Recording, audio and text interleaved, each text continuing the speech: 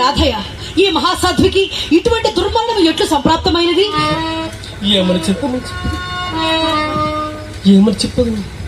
నన్ను విడిచి ఒంటరిగా పోవలదని ఒక్క పెట్టిన గోల పెట్టి చుండ నేను వినిపించుకునుక చక్కగా వచ్చింది.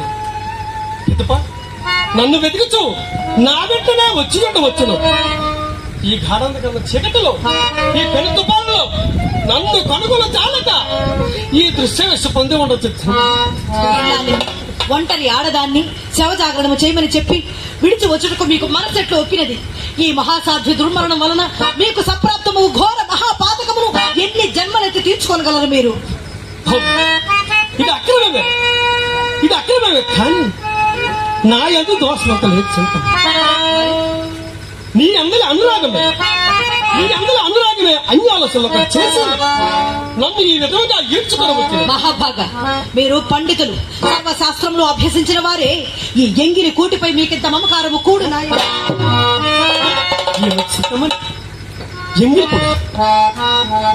ఎంగిలి కూడా ఎన్నడ నేను నీ నోటుకుండా నేడిట్టు విపరీత వాక్కులు వినవచ్చున్నది. ఇందు విపరీతం ఏమున్నది మహాభాగా? అవును, నీ అభిప్రాయం నాకిప్పుడు బాధపడింది. కానీ నీ వెళ్ళవేస్తూ ఉండదని కాదు నా ఊహ. తన సాని పట్ల ఇదే దురూహ, ఆ దుర్మోహమే మీ కన్నులను కూడా కట్టువచ్చినది. కానీ నా ఎందు ఆధిక్యమేమో లేదు రాదు. అట్లయినా చింతమని నా కనులు కప్పివేసినది జగన్మోహనకరణ నీ సౌందర్యమే కానీ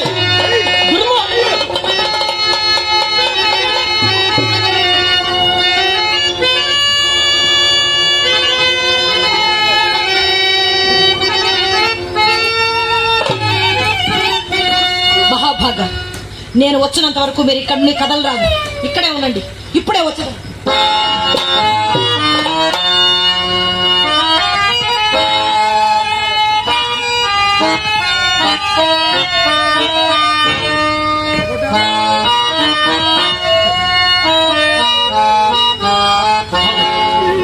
అవును, దాని పలుకులను ఆ సందర్భమేమో ఇప్పటికీ నేను ఎన్నో వాడును కదా.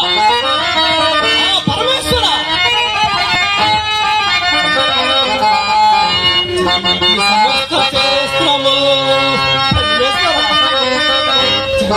సమస్త శ్రేష్ఠము చదివి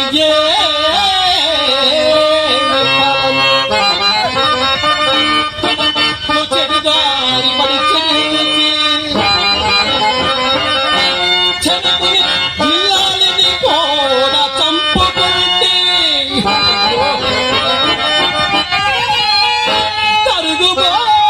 తరుగుబాయనట్టి ఘోర పాతకు